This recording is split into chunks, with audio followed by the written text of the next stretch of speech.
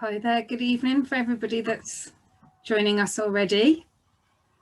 My name's Rosie from Caudwell LymeCo charity, and I'm here today with Oliver Barnett from London Clinic of Nutrition, who I'll give a proper introduction to in just a minute.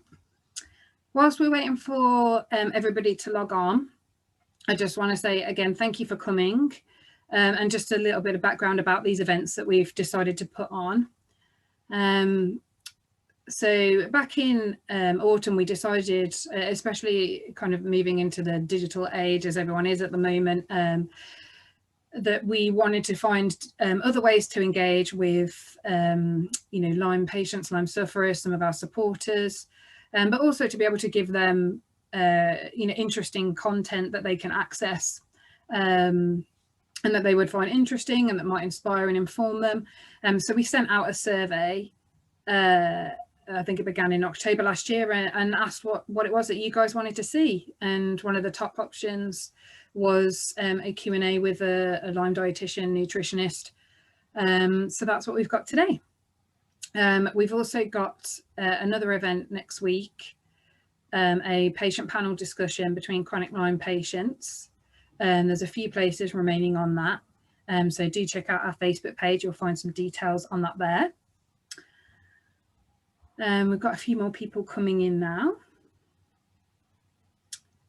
Just as a disclaimer, you may have seen when you booked the event tonight, it's not necessarily an endorsement by Caudwell LymeCo of any particular route of treatment or organisation. It's purely for kind of interest only purposes, and just a little caveat to say that any decisions that you make that affect your health or diet should always be made in consultation with a medical professional or somebody that has the relevant health qualifications. So just to say that.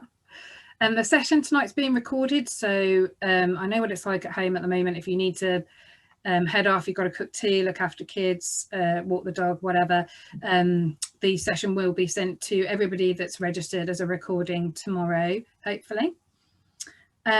We've had some questions sent in already via email, so thank you to anybody that's tuned in that sent those.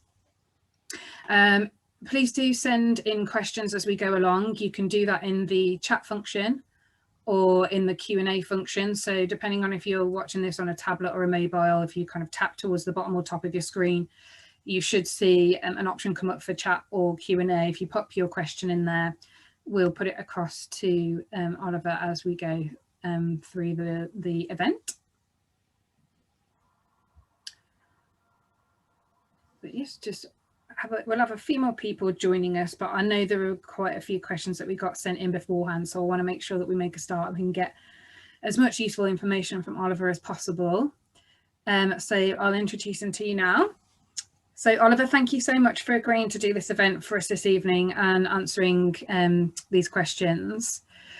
I don't know if you want to give a bit of a brief intro about yourself, your history in the field of nutrition and naturopathic treatment, and also you mentioned about this awesome foursome concept the other day when we were chatting the other day. So particularly when it comes to Lyme, so it'd be great if you could just kind of lay the scene for everybody. Yeah, no problem. Hello everybody.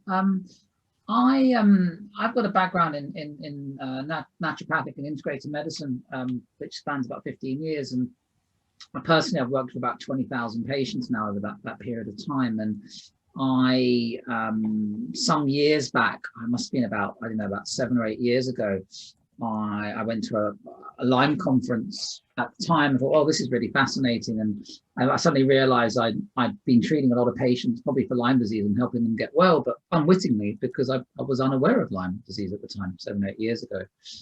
And then after that, got very, very interested in it and started treating a lot more patients and building a bit of a name for myself seeing those patients, and then growing a practice now which encompasses sort of 25 clinicians and probably treats more people for Lyme disease and complex chronic illness, I think, than perhaps any other practice in the UK, given the size of us, I suppose.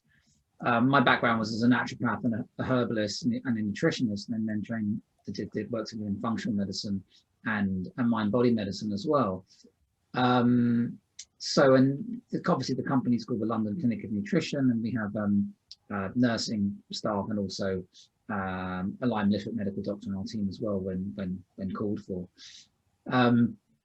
I think you mentioned about the awesome foursome, and it's something that I sort of discovered in the last few years, having worked with lots of patients, was that the four causes I found of complex chronic illness have been in this sort of order of importance: one being trauma, two being dental work, three being toxins, and four being infections. And I found a lot of people hadn't really dealt with one and two before coming to the practice. And you know, the audience tonight might well think, well, hey, what's trauma and what's dental work got to do with the fact that I've got a bacterial infection?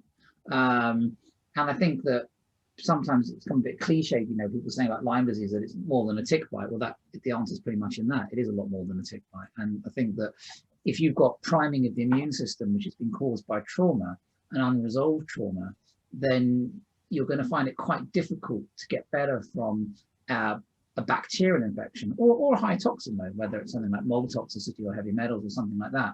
If you've got this priming of the immune system, some people may well be aware of the book on The Body Keeps Its Score and other such works. And you know, it is quite tough if you haven't dealt with those issues to get better. And the dental work aspect is quite vast. There are some physicians around in Europe and in America now who, you know, refuse to take on patients until they've dealt with historic dental issues such as root canals, jawbone cavitations, and heavy metals such as those found in crowns or implants or amalgam fillings. And again, obviously, the third part of that being toxins could be environmental toxins, it could be PCBs, or it could be heavy metals. And obviously, mold toxicity is a very big part of the toxicity conundrum, because the problem is that a lot of the symptoms of people with Lyme disease overlap with that of mold illness. And many patients who come to the clinic actually who've been treated for Lyme haven't got better, let's say, when they get to us, and then we treat them for mold illness and they get better. It's not to say necessarily they didn't have Lyme in the first place. Many of them didn't, but some of them did. And often we find that you need to deal with the mold issue before you deal with the infection. So that's why infections are at number 4, because if you're trying to treat Lyme, but you're living in a moldy house, or you've got historic mold exposure, you're going to find it quite difficult to treat an infection. And if you're a very sensitive Lyme patient, like a lot of the patients are, then, and if you're on an antibiotic regimen, most antibiotics are grown in a mold medium. So I think that's probably part of the reason why many people react quite badly to antibiotics, is the fact they're grown in a mold medium as well. So, and again, obviously you've got things like, as I say, other than mold toxins, you've got heavy metals as well. And some people have quite a high heavy metal burden. I mean, I remember a patient I had a couple of years ago who came into the clinic brandishing the positive Lyme test result from a German lab, and saying she had Lyme disease based on the positive test she had. And I remember saying to her, oh, I really don't think you've got Lyme disease. I think you've got mercury toxicity. And she, no, I've definitely got Lyme. I said, I'm really sure you don't. And then we treated her we tested her for heavy metals and mercury, and eventually after a year or so, we managed to get her mercury levels down to normal, and we never treated her for Lyme at all, and she got completely better. So yeah, so I think it's often people give the metaphor of you often hear this metaphor of about like a bathtub, and like, you know, like the toxins coming into the bath. Imagine the toxins coming into the bathtub, and the drain in the bathtub is like a detoxification ability. So it's almost like improving the drain, but stopping the flow of toxins coming into the bath, let's say. Or, you know, if you look like Richard Horowitz, you know, the Lyme doctor in America, you know, in his book, he always gives that metaphor of having 16 nails in your foot. He always mentions that. And he says, you know, to have a happy foot, you've got to remove the 16 nails. And the question is, you know, where are the 16 nails? Quite often with patients, it's like 4 or 5 nails might be the Lyme disease, but 4 nails might be gut health, or 4 nails might be heavy metals, and 4 nails might be, you know, traumatic events and dealing with that trauma. So I think it's dealing with stuff in the round. And, you know, conventional medicine would have you believe that, you know, that or conventional medicine is an acute care model. So you can't really use an acute care model to treat chronic disease. But conventional medicine have you believe that you take drug A or drug B to treat symptom A and B, or we use polypharmacy to treat multiple symptoms. But for something like Lyme, it doesn't really tend to work. And funny enough, I just got off a phone call to Neil Nathan, who some of your audience will be aware of. He wrote a book called Toxic, and we were having a chat about stuff, working jointly with a patient. And even Neil said, you know, using antibiotics in isolation, or using herbal medicine just in isolation, often for treatment of Lyme, he said generally doesn't work. Neil said, because you have to be using all the other techniques in the round, you know, whether it's breath work or meditation or dealing with the dental stuff or dealing with the trauma and all the rest of it. So it wasn't me. I didn't come up with this idea uniquely myself. I mean, other clinicians in the States, I found when I go to conferences, have found the same thing. So it was quite sobering and reassuring to see that some of my heroes, you know, in the States had, you know, are finding the same things. Yeah, sure. Well, thank you for that intro, Oliver. Like you say, you can tell it's very much about integrative health. You know, the approach that you have, it isn't just looking at one thing, it's looking at what is contributing here and how do we best kind of manage it. And we've got some good questions coming in, so I'm going to make a start on those, if that's okay. Please. So I'm going to start with some that have been sent through to us beforehand. So the first question was, before getting Lyme, I never had any food sensitivities or allergies, and now I have very extreme and frightening reactions to very normal foods, seemingly those containing histamine. Consequently, my diet is now highly restricted. What can be done to stop these scary reactions so one can enjoy a diverse diet and tolerate helpful herbs and supplements? And we did have another question, I think perhaps earlier today, from somebody that also mentioned about histamine food. So it's clearly a subject of interest. So what would you say to that? Well, again, a lot of patients who are at the extreme end of sensitivity, like mast cell issues, it will often be caused from mold sensitivity. I think there's a good YouTube video from Sandeep Gupta, one of my colleagues, who's if people want good information on this, they can have a look at an organization I'm a founder member of in the States called ISEAI, which is the International Society of Environmentally Acquired Illness. And they look at, say, Sandy Gupta's video around most cases of mast cell issues coming from mold illness. So that's, I find, a big part of the picture with patients. I think that if patients are having certainly things like hives, obviously that's a clear sign there's issues around histamine and mast cell issues. And I think that it's almost about still going back to the awesome foursome, that if you try and deal with a moldy environment, deal with the toxins, then you're less likely to have lost immune tolerance to foods that you previously had no issue with. And what we tend to find with patients is over time is they restrict their diets. Before they get to us, they restrict their diets, and it becomes so restrictive with these very extreme mast cell cases that, and then as time goes by, they become more sensitive to something else because they haven't because the immune system's sort of dealing with something else, like a toxic environment, let's say, and then they can't actually deal with those foods that they're consuming. So I find that dealing with the toxic load, it makes a very big difference. Also, from a symptomatic perspective, patients can use things like low histamine diets. They could use low oxalate diets. They could use antihistamines, whether that's natural or otherwise. You know, they can use quercetin. They can use, obviously, from a natural perspective, or obviously could get prescribed H1 or H2 blockers by their GP or their integrated medical doctor if they're working with someone like that. Those are other options. Again, from a very sensitive patient perspective, we treat a lot of sensitive patients at the clinic who can't tolerate supplements, and we've become quite adept at finding ways of finding things they can take if they're very sensitive, and we'll use quite hypoallergenic ranges, like things like Supreme Nutrition or Beyond Balance. And also, and then microdosing, you know, really. So, you know, like, you know, some patients might have, you know, the dose, let's say, for some herbs might be, I don't know, 4 teaspoons a day, but starting a patient with a quarter of a teaspoon and building up. So it's like improving that tolerance, but also, again, looking at ways of improving like the limbic system, and that the function of that stress response can be very useful, like using systems like DNRS from America or using the Gupta program from the UK can be very useful. So those are just some ideas. Okay, thank you, Oliver. Next question. I have Lyme, recently diagnosed, but I've had it for 10 plus years.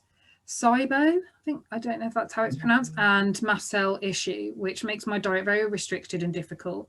I have food intolerances. Are you aware of a connection between all three? I am so hopeful that once Lyme is treated, that the SIBO and mast cell issues will resolve. So SIBO, mast cell, and Lyme. Okay, so yeah, there is a link between Lyme and SIBO. There was even a seminar, a conference I was at a few years ago that's linking a lot of people with Lyme to SIBO. And then obviously mast cell.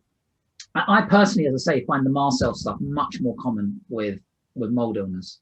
And the problem is with the whole Lyme thing, there's a very big crossover between mold illness and Lyme, and it's like you can have a positive test result. And some of these tests are incredibly sensitive. So you're looking at, say, the Armin test with the ELISpot, it's very, very sensitive. So, you know, you go and do, let's say, if you go and take 100 people in the street and you gave them the Armin test with the ELISpot, a very large proportion of those people would test positive. If they didn't have corroborating Lyme symptoms, then you wouldn't say they were Lyme positive. That's why most experts are sort of unanimous that Lyme is a clinical diagnosis overall. So I would say that if there's more mast cell type stuff, then the chance of there's more mold illness going on. But there is still a big link between SIBO and histamine issues. And obviously having histamine intolerance and having SIBO is quite common. But there's a big gulf between having issues with, let's say, a bit of histamine issues and having mast cell issues, which are quite, you know, having issues with histamine can be quite manageable. If you've got severe mast cell issues, that's really tough. So yeah, there is a link. I think with SIBO, SIBO is sort of almost like become the new candida. I'm an old school naturopath, and for me, you know, SIBO is just a manifestation of disordered digestion. And I find, again, working on that stress response is a big part of improving digestion for patients, whether it's in the small intestine or the large intestine. So, sorry, just to interrupt there, Oliver, I'm trying to work out what this SIBO, so is that stress-induced? Oh, sorry. So SIBO, I'm still relatively new to, but then, do you know what, if I don't know, there's probably other people that don't know. Yeah, so SIBO stands for small intestinal bacterial overgrowth. Right. So the idea is that commensal bacteria within the large intestine sort of creeps into the small intestine where it's not meant to be. That's the idea, and then that then produces some element of fermentation, which you see as bloating or gas. But there is a link between histamine with that as well. But my feeling on SIBO is that the whole thing's become incredibly fashionable the last few years. And the term, and I actually still go back to digestion with it, that if you really improve digestion massively with the patient, that SIBO doesn't become so much of an issue, rather than trying to constantly eradicate bugs within the small intestine, which are commensal. They're not even considered bad guys. So, and a lot of it's to do with something called the migrating motor complex, which is to do with a lot of patients have this issues with peristalsis with SIBO, so they don't go to the loo as frequently as they might like, and quite a lot of patients suffer with constipation. So it still comes back to that improving bowel frequency, and also there is a nervous system component to that as well. So it's improving the stress response. So yeah. Okay, great. And someone's popped in the chat function. Can you repeat the institute in the USA, please? I think they might be at the beginning. You mentioned about. Yeah. So ISEAI is the International Society for Environmentally Acquired Illness. People should be able to get good resource or good information from there, which I'm a founder member of in terms of clinicians, UK and in America dealing with environmental illness. Okay, fab, thank you. Right, we'll have another question that was sent in. So, since falling ill 5 years ago, it feels all my stomach muscles, straight bowel muscles are switched off, and they only work with stool softeners and laxatives. Does this improve once the Lyme infections have reduced and the inflammation improved, or should I be doing something specific for this? It feels more like autonomic dysfunction, straight POTS symptom. I saw a gastro pre both my endometriosis and Lyme diagnosis, and they just told me to take Buscopan for IBS and told me I'm anorexic. I'm definitely not anorexic. I love my food. Have you got any suggestions? Yeah, I mean, you can. I mean, depends who this person's working with, but again, it's about improving the migrating motor complex often, like I mentioned with SIBO. You can use LDN, which is low dose naltrexone. Some people listening will have access to that either through my clinic or through Dixon's, which is a compounding pharmacy in Scotland. One thing I would say is, for those, if there's anyone listening to this today who are already using LDN from Dixon's, I found out a couple of years ago that actually the LDN from Dixon's isn't actually a true compound. It's crushed naltrexone tablets, and you can actually, if you ask them for the ingredients, you'll see it's not a true compound, which concerned me a few years ago, which I switched from using them. But they can work quite well for improving the migrating motor complex, which is obviously from part of the nervous system, improving bowel movements. That's one method you can use. You can obviously use things like vagal nerve stimulation. And you can look up ways to doing that. You can actually do it with a TENS machine. There are machines out there, that device you can use. You can actually do it more cheaply with a TENS device, but again, you'd have to contact the clinic about that. There's a specific way you do that. You can also use natural remedies which can improve the migrating motor complex, like things like iberogast, which is more difficult to get in the UK now. But you can get, we did, as a clinic, we reformulated iberogast to make it more available in the UK. And we brought out our own version called MMCEs, which you can buy from Amrita Nutrition online. Or if you're a patient from the clinic, you can get it from the clinic. So there's a couple of ideas. Okay, thank you. Someone asked here, how do you test for heavy metals at Elcon? There's different ways of testing for heavy metals. You can use, often we'll use a pre and post provoked urine test. So you take a baseline level of the metals with a urine sample in the morning, and then you take a provocation agent known as DMSA to try and get some of the metals out of the body, which is used as a chelator. And then we compare the post level urine sample with the pre-level urine sample. And if you've got quite high ratios of particular metals with the post and the pre-sample, then it is a good indication that you do have a problem with that metal. So that's one test. You could also do metal sensitivity testing with ELISA in Germany, which is more useful for dental materials to know if you're sensitive and you're lost immune tolerance to particular metals in your mouth. That's quite a useful one for dental materials. Or a third option is purely for mercury, is doing the mercury tri test from America, which looks at inorganic and organic mercury levels in the blood and compares it with the excretion rate in the urine and the hair. So to look at the body burden, but also look at your excretion rate. So the worst case scenario is you have a high body burden and a low excretion rate, which basically means you've got a lot of mercury and you can't get rid of it very well. So those are probably the three tests that we tend to use. Fab, thanks for expanding on that. Hopefully people found that useful. Next question is about sugar in diet when you have Lyme disease, which is, you know, often a kind of hot topic. Basically, they're asking, is it important to cut out sugar from your diet? Would a little now and then be okay? And would a ketogenic diet be beneficial? Yeah, some people benefit from keto diets. It doesn't suit everybody because some people, you know, can't, from a fatty processing the fats. Some people, you know, can't possibly from genetics and other reasons, but some people don't do so well with high fat diet. And again, if people are suffering with SIBO, a lot of those people don't deal with fat so well either, some of those people. So that may not be the best option for someone with like quite bad SIBO. From a sugar perspective, it really depends person to person, but again, you know, sugar in most forms suppresses immune function. So if you're trying to improve your immune system and you're sort of having sugar regularly, it's probably not ideal. And I don't think it really matters. I know people say, well, use maple syrup rather than using sugar, but I don't think it makes I don't really feel it makes a massive difference. I think if you're going to have a treat, my view actually is if you're going to have a treat once a week or twice a week, really, whether it's sugar or you're using maple syrup, or you know, I don't think it's going to make a massive difference really. You know, you can use something that's much of a lower glycemic value, like stevia, let's say. But again, the problem with fruit sugars like stevia, again, because they're so much sweeter than sugar, even though they're low calorie, and they still act on like gut sweet taste receptors in a similar way.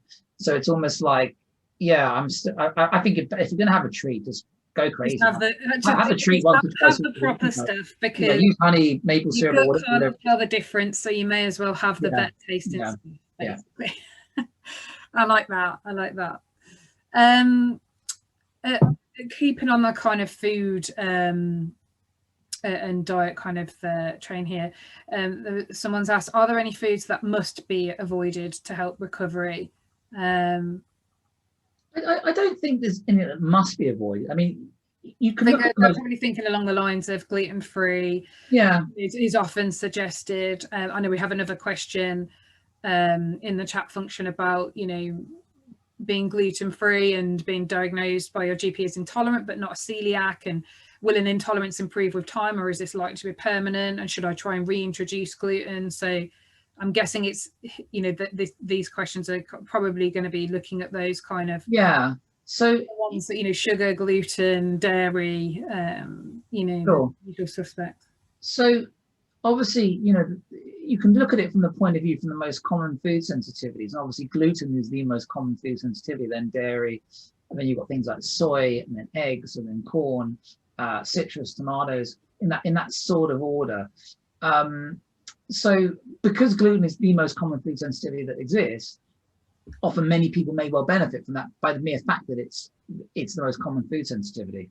And, you know, conventional GP testing, gluten only really looks at celiac disease. It doesn't really look at non-celiac gluten sensitivity. There is good testing from Vibrant Labs in America or Cyrex Labs in America for gluten sensitivity. But I normally tend to say patients, you know, unless they have to know, you're better off following a sort of small elimination diet anyway, and then reintroducing food. So the classical way would be you'd avoid, say, a group of foods for 28 days. And then you would reintroduce those foods one at a time, wait 3 days, and see if there's a change in symptoms. That's probably the most accurate way of doing it. It's the most fiddly way. But I think food sensitivity tests, other than the sort of the gluten sensitivity tests from America, the bigger panel food sensitivity tests, in my opinion, don't offer enough accuracy and are very expensive. So I think doing elimination diets tend to be a lot better. I know a lot of Lyme patients tend to follow like a paleo or modified paleo or keto diet. I think, and many of those patients do benefit from that. Conversely, I have patients who come to clinic who've done every diet under the sun. You know, I mean, most of the patients, to be honest with you, that come to the clinic, we built up a reputation as sort of treating the untreatable, last chance saloon, and a lot of the patients have done everything before they get to the clinic and tried every diet. So if I've got patients like that who've tried every diet but they haven't got improved, I'm not really going to suggest more dietary stuff, but it's normally working in other areas. Mm-hmm. There is a good percentage of patients who tried loads of dietary stuff and it's done nothing. So, but then again, there's just as many patients who've done dietary stuff and have got results. It's really horses for courses. It's quite individual to the patient, isn't it? Yeah. I mean, if I, you know, you could be very extreme and say at the other end of the spectrum, if you're just going to eat, I don't know, really bad food, like, I don't know, pot noodle and McDonald's every day, then you probably are going to feel pretty awful. So, you know, but generally speaking, most patients who come to the clinic have got quite a good diet already, I would say.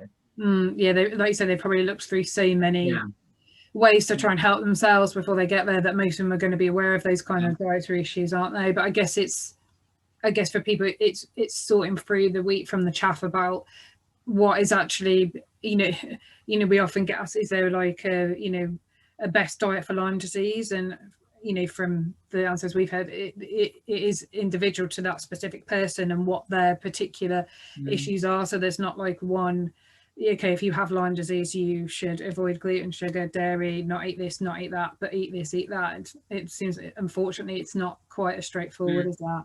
Well, I mean, I would caveat that and say, you know, patients often do very well with these sort of like, you know, the paleo or autoimmune paleo approaches. They often do very well with that. They are very restricted, like autoimmune paleo. You know, where with autoimmune paleo, you generally eat just meat, fish, and, you know, fruit and vegetables, which is still, you know, real natural food. But I don't know, it'd be an interesting analysis to do, you know, how many, for every patient that say the autoimmune paleo diet helps, how many doesn't it help for? I haven't got that sort of data really. Yeah, sure. Yeah. Okay, we had a question. Are you aware of Dr. Cleanheart treatment protocol, and have you had success with clients using it? Yeah, I think, you know, me and the various members of the team obviously have done his training, and I think what from my own perspective, and I know, well, certainly probably from the team's perspective as well, I think that, you know, it's like we'll be quite eclectic. So yes, we'll take stuff from Dietrich Cleanheart, we'll take stuff from, I don't know, you know, Neil Nathan, and we'll take stuff from here, there, and everything, and just see what fits that particular patient. I guess, yeah, I think Dietrich Cleanheart has some great ideas for treatment, and yeah, so we do. Obviously, most of the team are well aware of his approaches. One of our team members is trained in the ART technique. But I don't think anyone practices one particular style. It tends to be a lot more eclectic to get the right results for patients. Sure, thank you. Right, I can see we've got lots of questions coming through, so thank you. I am getting them. I'm just, you know, just trying to get through them as many as possible. So we had a question. I know you do ozone therapy at London Clinic of Nutrition. What conditions can this help, and what symptoms can this help, you know, alleviate? Sure. Well, ozone is a powerful antioxidant.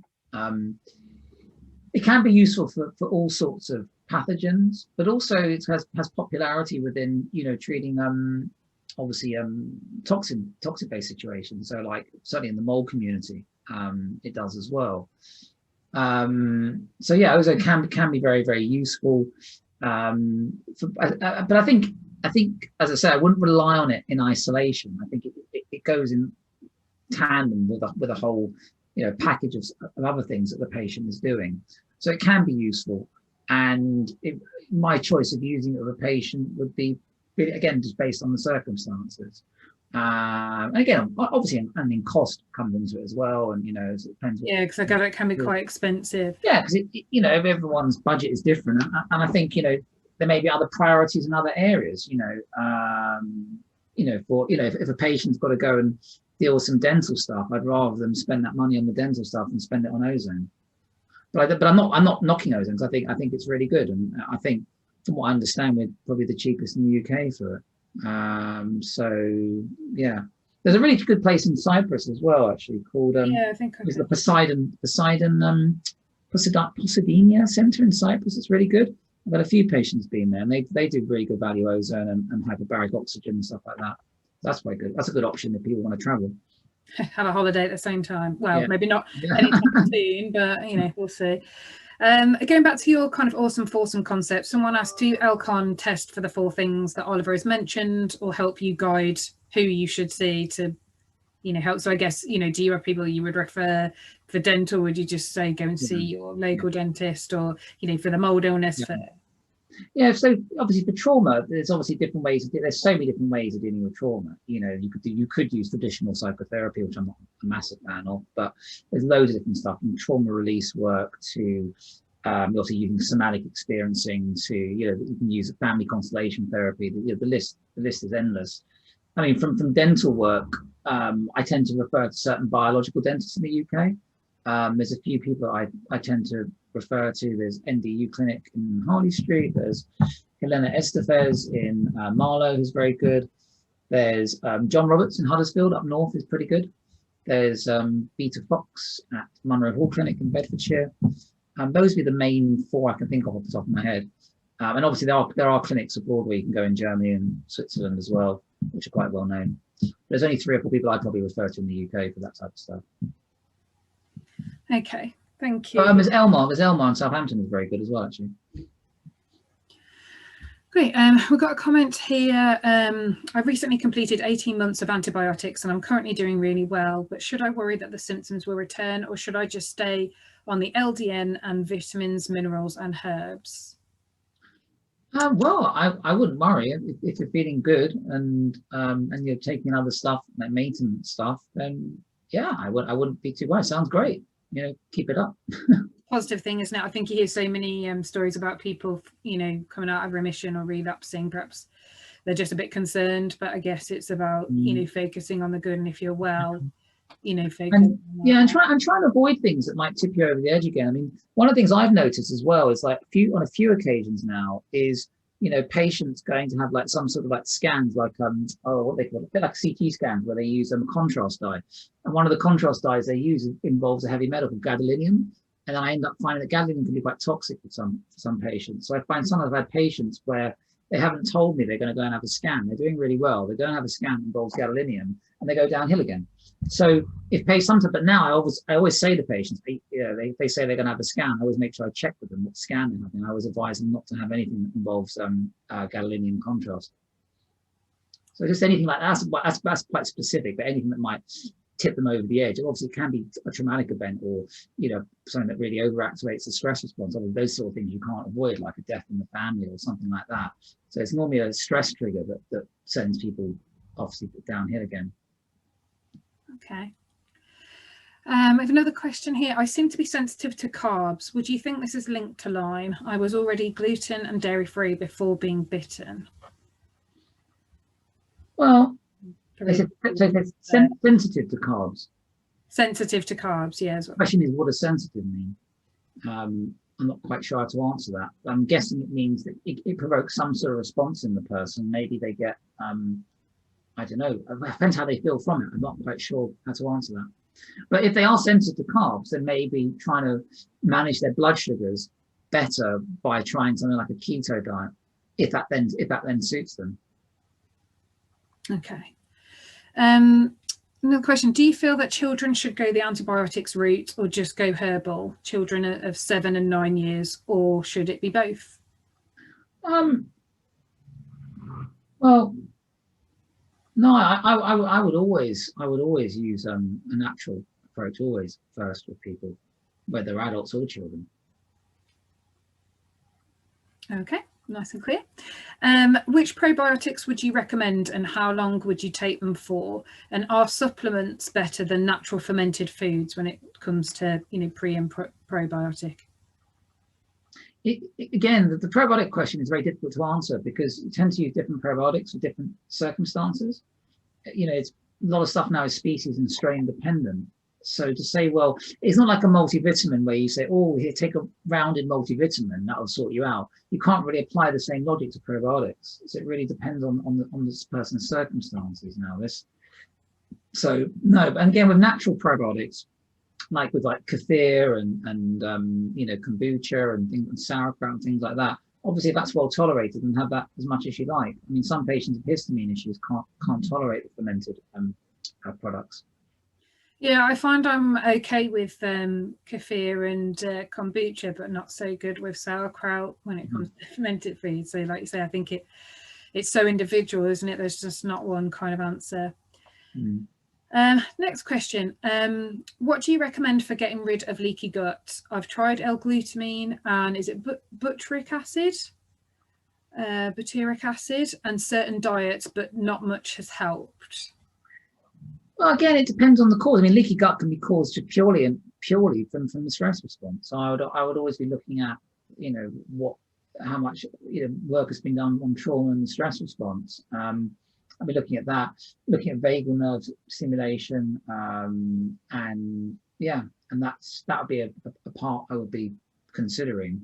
I think that some people can get good results with combining like lignite formulas like Restore. They've changed their name now actually. What used to be called Restore, but it might have changed their name. And there's some people get good results with serum derived bovine immunoglobulins. Product is called Mega Mucosa by Microbiome Labs. Okay, so a couple of things they can have a look into there. And also they asked, do you believe in parasites in chronic illness? And if so, how would you recommend getting rid of them?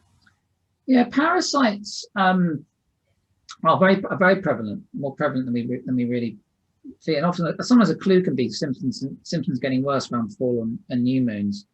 I find the herbal approaches can be helpful in some patients, but there also are patients where the herbal approaches aren't strong enough, and you need to use pharmaceutical approaches. Pharmaceutical approaches would be using things like Dr. Simon Yu's protocols or the Calca protocol, using things like albendazole, praziquantel, and things like that, alongside using things like natural stuff like mimosa pudica, and enemas and like gallbladder flushes. So sometimes a combination of natural and pharmaceutical can work. The problem with getting parasitic treatment in the UK with conventional meds, though, is that most doctors aren't trained in that in the protocols, or B, even if you give them a protocol from the States, let's say, they won't follow it, and so they're not prepared to do it. So then patients are then stuck with having to get, sourcing, medications themselves online from places like Indian pharmacy or what have you. So that's the difficulty with doing conventional protocols, like Dr. Simon Hughes protocols can be more difficult for patients to do in the UK. Sure. I think we had a question a little bit earlier just in the chat function, which I can probably take to answer, but by all means do contribute to Oliver briefly if you like. They asked whether a negative test can rule out Lyme disease, and the answer is no, it can't. The current tests that are used by the NHS have been proven to not be 100% accurate.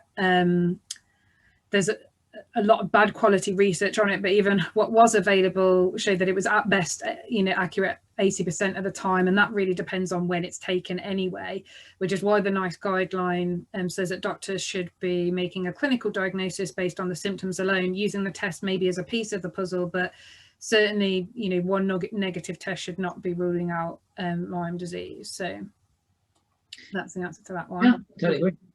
Another question, got a couple of minutes left. So with which herbal products or protocols have you seen the best results? For example, Beyond Balance, Spooner protocol, Cowden protocol, that kind of thing. I haven't really found anything. That's the problem. There's no one size fits all approach. I have to be honest. Because I would say the Booner stuff is I'm a big fan of, but I'll mix it up with things like Byron White and other stuff like that. But I think it's taking everything in the right sort of dosaging as well. But I think the herbs alone won't necessarily may not get you all the way. It's doing all the other stuff in the round. But I do like Stephen Booner's approach, and I think the herbal recommendations he makes are quite sound. But it's getting the dosaging right, and I think the stuff conventionally available to patients in the UK to buy over the counter is quite difficult to get the amounts needed, and the prices are very, very expensive. I was looking at some of the retail rates the other day of Napier's in Scotland. I think that's where one of the places does a lot of the Lyme herbs for patients, and the rates are just crazy. And if you're a Lyme patient trying to do the Stephen Booner's dosing schedules of some of those herbs, it costs you a fortune. So, we offer the herbs to patients at the clinic because we've got our own dispensary of stuff, way cheaper than what you'd be doing if you're a patient trying to order it direct from Napier's. So it could be quite expensive to do it. And patients might, I don't know, I never really asked patients this before, but patients might sort of cut corners a bit, like the dosaging. Some herbs of Stephen Booner are, you've got to take like 250 mil of a particular herb a month, and that's just one herb. And if you're not keeping to those schedules, then you're not going to quite get the results that you need. So that's just something to be mindful of. Yeah. And I know we're kind of 1 minute past 7, but if you wouldn't mind, just one more question that might be just a quite nice way to to end the session, is we had one that said, can my immune system fix itself, or do I need extra nutritional / medical support? I guess that's what's, that's probably something that quite a lot of people wonder, is it possible that my immune system is going to eventually fight off and make me well again, or, do I need to get support in? Could you mind repeating the question? So they said, is it possible for my immune system to basically fix itself, fix me on its own, or do I need to have extra nutritional or medical support in order to recover from Lyme? Well, it's an interesting question, because if you deal with, let's say, if you deal with, let's say, number one on my list, like dealing with a trauma, let's say, or you deal with some real aspect of your life that's, and you find joy and you find happiness and you find nurture, purpose, community, and you find all that, and you haven't got that in your life, then, there's a big, if you find all of that, you may well have no need for any drug, any herbal medicine, or any dietary change. And I see that regularly. Thank you. So I know we've still got questions coming in, but I don't mind spending another 10 minutes if you want. Sure. Oh, thank you, Oliver. That's really kind. We've got someone that's asked, do you have an opinion on Rife machines? Yeah, we've got a guy in our team who's a real energetic medicine expert, a guy called Lowell. So I refer a lot of patients to him. So he's got 25 years experience in energetic medicine using Rife, radionics, homeopathy, and bioresonance. So yeah, he's the man really to ask. But he's a big fan of Rife, and I like it as well. And I think you can use it at home. He's got loads of Rife machines. He often lends them out to patients. So yeah, Rife can be useful in combination with I always like to combine energetic medicine with physical medicine, and nearly all the complex patients that I see, I tend to refer to Lowell to see for an energetic workup. Okay, thanks, Oliver. We have someone else. I don't know if you might be a bit more aware of this, Oliver, but I'll do my best in reading this out because it's a little bit medical. I've been told I have to have a gadolinium MRI for my heart. I'm very anxious but need my heart looking at. They're looking for reasons for second-degree heart block. Is there a way to detox from it? And then in brackets they put contrast would be Gadavist. Don't know if that. I don't know what Gadavist is, but as I was mentioning earlier about gadolinium, I do see a lot of patients having issues with that. There's loads of ways you can look at heart health. I've never heard of a patient say to me, "I'm having issues with my heart. I'm having a type of scan with gadolinium to look at heart health." There's so many different ways you look at heart health. I mean, that's quite unusual. That may be unusual circumstances, but that does seem a bit. I don't know why this person may have to have it that way, but I would always try and avoid gadolinium. Don't get me wrong. There's probably lots of people out there who have contrast dye gadolinium scans who have no problem with it. But if you're already someone who's got your bathtub is full or close to being full, back to that bathtub metaphor, of toxins, then I would personally be trying to avoid gadolinium. But so if you can, I mean, Genova Diagnostics are one of the only labs that measures gadolinium in the urine. I suppose the patient could. I don't know. It's problematic, but what I was going to suggest was the person could go and have the scan, and then maybe a week or two later go and do the Genova Diagnostics test, urine test, and see what their gadolinium levels are like. And if they're all normal, then the patient might feel reassured that they're okay. But then conversely, the patient could feel okay for a week or two after they have the scan, go and have a test, find their gadolinium levels are really high, and then get really anxious. So, I don't know what the answer is though. So you can see what I'm saying, can't you? Yeah, sure. Yeah. So yeah, I'm not sure. And a very quick one for you to answer. Does your company deliver herbs to Ireland? I don't see why we can't. No. Yeah. I mean, you'd have to be a patient of the clinic. We don't sell stuff if you're not a patient clinic. You can get some of our formulas on Amrita's website, Amrita Nutrition, but generally speaking, if someone rings us up and says, "Hey, can I have a herbal formula?" then we don't really sell stuff to patients who are not already patients of the practice for obvious reasons. Okay, fab. Well, thank you so much. You've given us an extra 10 minutes, so I think there's only a couple of questions that we didn't get to, but I really appreciate you being so generous with your time, Oliver, and your expertise in sharing and answering all these questions. I hope everybody that's attended has enjoyed it. Like I said, we'll send the recording to you tomorrow. Like I said, we've done this event completely free, but if you have enjoyed it, if you found it useful and you would like to support a charity funding research and trying to improve care for Lyme patients on the NHS, then please consider making a small donation if you can, if you're in the position to. I've put the link in the chat function so you can pick it up from there. We would be so grateful for the support, but we're just really glad that you all came along. We hope you found it useful and interesting. Like I say, but I'll send the recording via email so you can watch it back at leisure tomorrow. And I believe Elcon are also going to be in touch with a special introductory offer for everybody that's registered as well. So they'll be in touch with you directly. But yeah, just thank you so much, Oliver, for your time. I really, really appreciate it. And we're getting lots of, I don't know if you can see, but we're getting thanks and messages through. So I think everyone's really appreciated it. So as I say, thanks for coming, everybody. Take care of yourselves, stay safe and well. And if you are coming to our event on Tuesday evening next week, I'll see you then. See you guys. Bye-bye. Thanks, everyone. Take care. Bye-bye.